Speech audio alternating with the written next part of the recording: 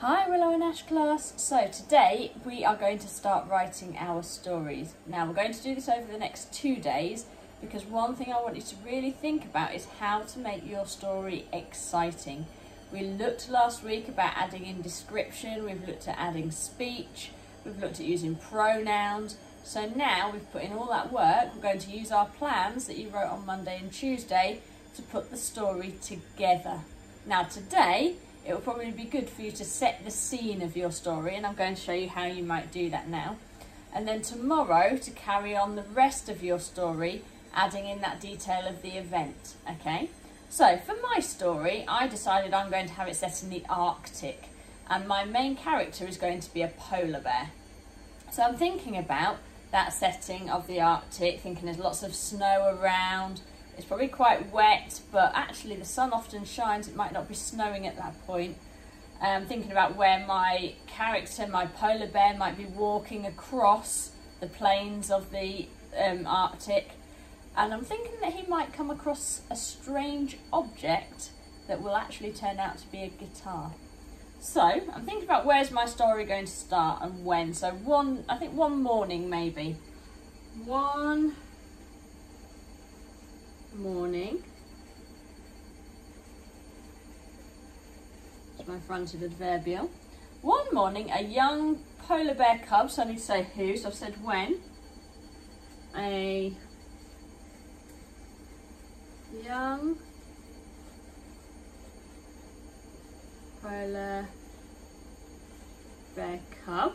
So I've said when, I've said who, thinking what was he doing? Was walking through the white Arctic plains. Was walking through the white Arctic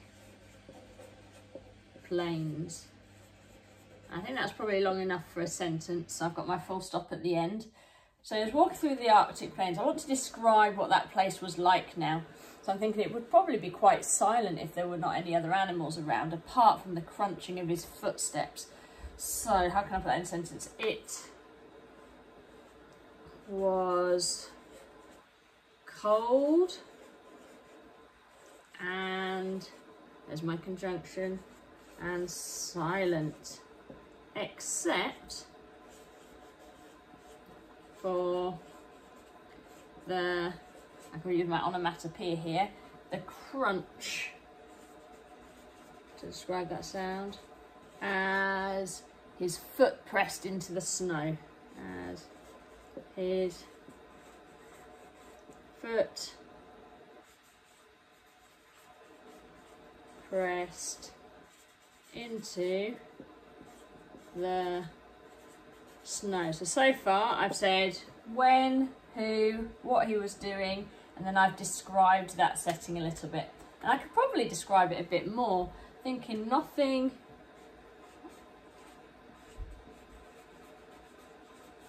and no one could be seen for miles maybe. He was on his own.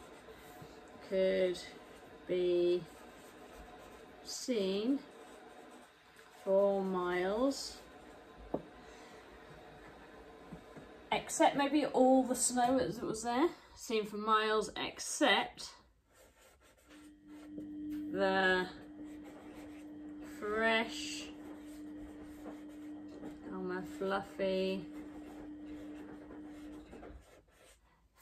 fluffy snow maybe. Okay, I'm just going to read it back. One morning, a young polar bear cub was walking through the white Arctic plains. It was cold and silent except for the crunch as his foot pressed into the snow. Nothing and no one could be seen for miles except the fresh, fluffy snow. So there, I've set the scene, I've described the setting. So now I'm thinking about what's going to happen next. So I'm thinking of, he could find this strange object. So I'm going to put my time connective there to say when. Suddenly,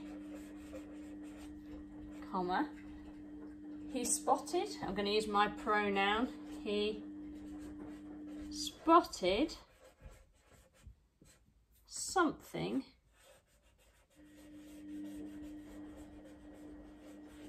glinting, my describing word,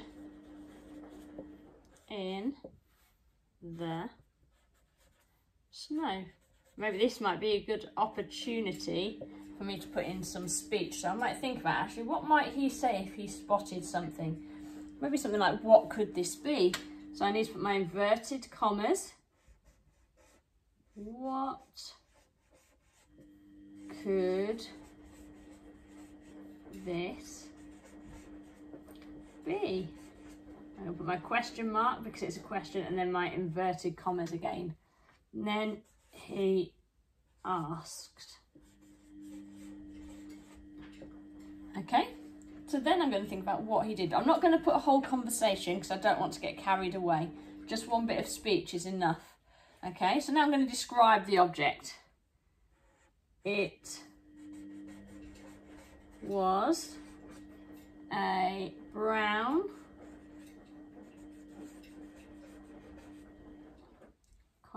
wooden object with a long neck and a wide body. Okay, again, I've described that instrument because we're not telling the reader just what it is just yet. Okay, think about the strings. It had 6 strings. It had 6 strings which were tied to the neck and the body. Okay, I've described the instrument. So now I'm thinking, what might that instrument do? So what's the bear going to do? The bear cub plucked a string. It made an awful noise. Okay, so we've got to the point where it made an awful, actually I think I like the word sound. I might cross noise out and write sound. It made an awful sound. So then I'm going to take the polar bear to the next space. The polar bear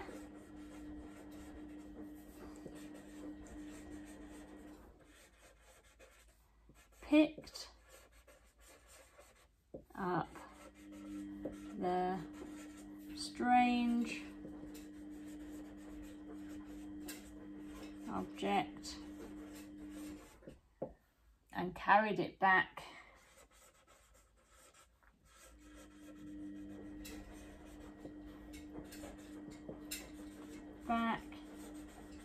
to his den so that he could show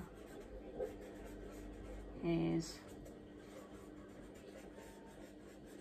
family. Okay, I'm going to read this back now and then I'm going to call it a day for today. I've got a good start to my story, I've got some good description, I've got a little bit of speech in there, and I've now set the bear up ready to go on his journey.